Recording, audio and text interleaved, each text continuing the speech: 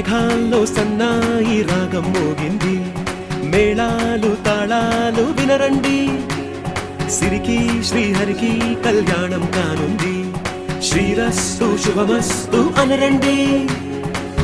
అచ్చతలు గంటో పెళ్లికి అర్థం చెప్పారంటూ, మెచ్చదగు ముచ్చట ఇది అని సాక్ష్యం చెబుతామంటూ, జనులంతా జై కొట్టేలా జరిపిస్తామండి. అందాల కుందనపు బొమ్మవని జత చేరుతున్న